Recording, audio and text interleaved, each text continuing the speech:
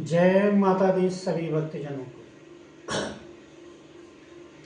आज का विषय है कि अगर आप पूजा पाठ करते करते थक चुके हैं और फिर भी आप परेशान रहते हैं, इसके विषय में आज बात करेंगे। किन कारणों से पूजा सफल नहीं होती है और किस तरीके से पूजा करनी चाहिए।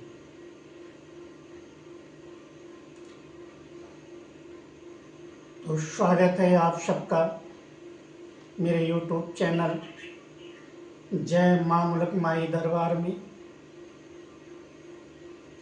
आशा करता हूँ कि सब कुशल मंगल होंगे, जाओगे, स्वस्थ होंगे, मस्त होंगे और व्यस्त होंगे। तो सबसे पहले जो साधकों के, कुछ भक्तों के क्वेश्चन थे, उस पर मैं आपको जवाब देता हूँ। सबसे पहला क्वेश्चन था कि पूजा करते हैं, पाठ करते हैं, सेवा करते हैं, लेकिन मन बेचैन रहता है, सफलता नहीं मिलती है। ये किन कारणों से होती है? तो आप ध्यान से सुनिए और वीडियो में लास्ट तक बने रहिए। सर्वप्रथम होता क्या है कि जब हम पूजा पाठ करते हैं, मंत्र जाप करते हैं, ध्यान करते हैं, तो कुछ चीज़ों का हम ध्यान नहीं रखते हैं। जैसे कि हम आसन पे बैठते हैं, बिना संकल्प की पूजा करते हैं, पहला कारण। दूसरा, स्थान एकदम शुद्ध नहीं होता है। तीसरा, कि हम जो कपड़े पहनते हैं, जिन बर्तनों में खाना खाते हैं, उन बर्तनों को या उन कपड़ों को कई बार ऐसे ही छोड़ देते हैं खुले में, या निकाल के कपड़े कहीं खूंटी में टांग दिए, 2 दिन बाद धो रहे हैं, 3 दिन बाद धो रहे हैं, जिनके कारण हमारे साथ नकारात्मक शक्तियाँ जुड़ती हैं, जो हमें पूजा में, पाठ में, जाप में विघ्न पैदा करते हैं और आगे नहीं बढ़ने देते, जिसको आप निगेटिविटी समझ सकते हो, नकारात्मक शक्ति समझ सकते हो। तो आप जब भी पूजा में बैठें तो सर्वप्रथम स्वच्छ और साफ होकर बैठें। आसन को एकदम शुद्ध रखें, साफ रखें। और जब आप ज्योत करें, बत्ती करें, तो सर्वप्रथम एक संकल्प लें। संकल्प की वीडियो मैंने डाली हुई है और उसका आगे का प्रोसेस आपके प्रश्नों के मुताबिक के बना के डालूँगा कि किस तरह से संकल्प लिया जाता है, किस तरीके से ज्योत जलाई जाती है, किस तरह से दीपक प्रज्वलित किया जाता है, धूप किस तरीके से जलाई जाती है, इसका पूरा वीडियो बना के आपको डालूँ। आगे जब भी हम ध्यान में बैठते हैं तो आसपास के वातावरण के हिसाब से हमारे साथ गलत शक्तियाँ, नकारात्मक शक्तियाँ अटैक करने लग जाती है, क्योंकि जो हमारे विचार होते हैं वो विचार पूर्णतः शुद्धता की तरफ नहीं होते हैं, क्योंकि जो हमारे विचार हैं वो हमें भटका देते हैं। अगर आप संकल्प लेके बैठते हो तो आपके जो विचार है वो कंट्रोल में रहेंगे। जो आप जाप करते हैं उसकी जो ऊर्जा होती है, या पाठ करते हैं या ध्यान करते हैं, तो उसकी जो ऊर्जा होती है वो हमारी भारी त्वचा पे बैठती है, जिसके कारण जब वो भारी त्वचा पे बैठती है तो उसके साथ नकारात्मक शक्तियाँ उसको लेना शुरू कर देती है। तो आप जब भी पूजा करें, ध्यान करें, जाप करें, तो उसको मानसिक करें। मानसिक जाप करने से, मानसिक ध्यान करने से क्या होता है कि आप जिस इष्ट की पूजा करते हो, जिस मंत्र की पूजा करते हो, वह मंत्र, वह जाप आपको जो ऊर्जा देती है वह सीधे आपके मूलाधार चक्र में बैठनी शुरू हो जाती है। जब वो मूलाधार चक्कर में बैठनी शुरू होगी तो आपको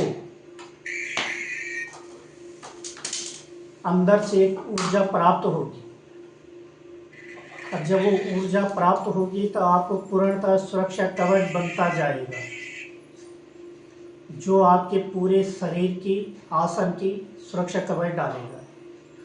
जब तक आपके मूलाधार चक्र में आपकी इष्ट की, आपके ध्यान की ऊर्जा नहीं पड़ेगी, तब तक नकारात्मक शक्तियाँ आपके साथ लड़ती रहेगी। इसलिए एक चीज़ का विशेष ध्यान रखें, जब भी आप ध्यान करें, जाप करें, मंत्र उच्चारण करें, तो उसको मानसिक करें। मानसिक करने के बाद जब आपका मूलाधार चक्र जागृत होना शुरू होगा, इसके पावर बननी शुरू होगी, तो ऑटोमेटिक आपका जो ध्यान भटकता है पूजा से, जो नकारात्मक शक्तियाँ आप पे अटैक करती है, वो आपका गुरु, आपका इष्ट आपके साथ पूरी पावरता के साथ साक्षी रहेंगे। जब तक आपकी शक्ति, आपका इष्ट आपके सामने साक्षी नहीं होगा तो आपकी पूजा सफल नहीं होगी, क्योंकि अधूरी विद्या जी का नाश। जब तक आप पूर्णतः एक्टिव नहीं हो जाते हैं, तब तक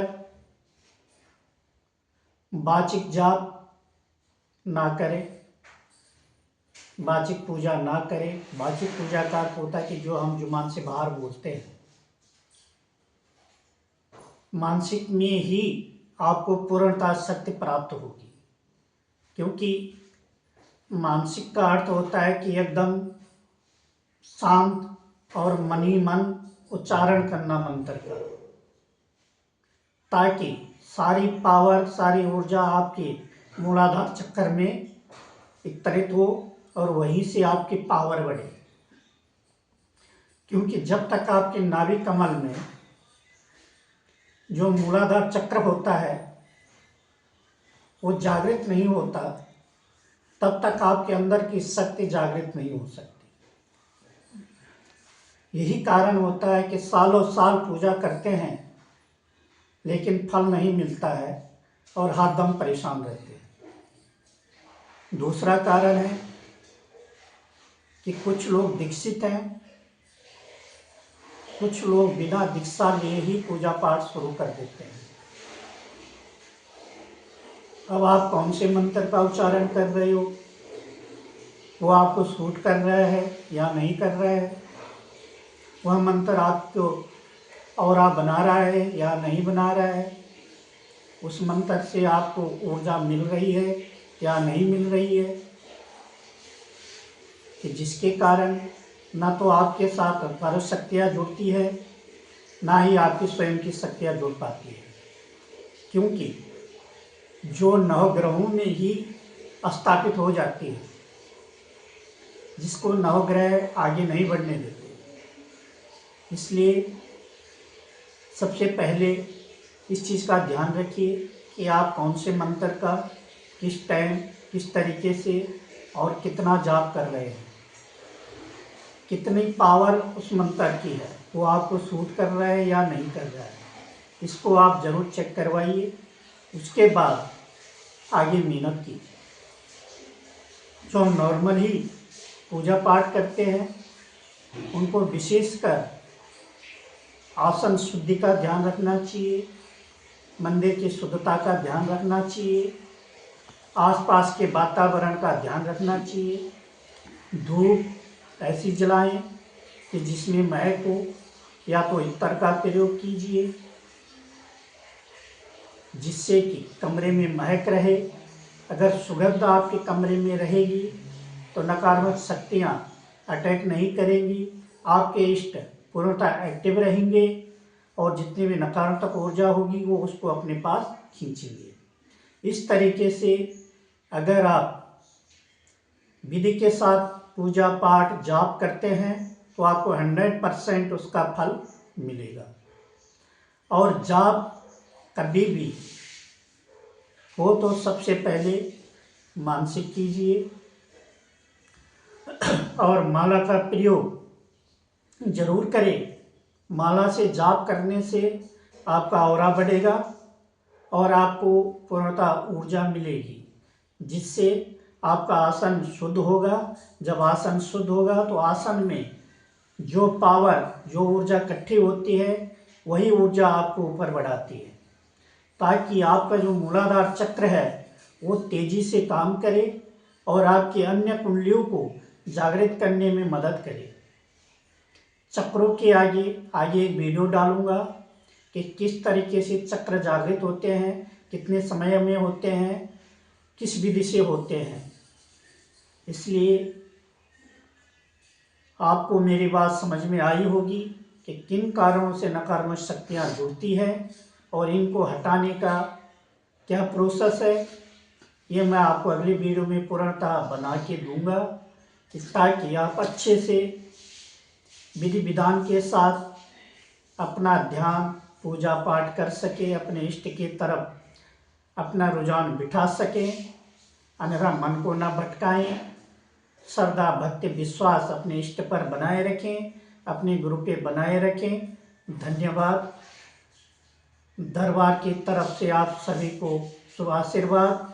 माता रानी की कृपा आप सभी पर बनी रहे, आपकी हर मनोकामना पूरी हो। जय माता दी।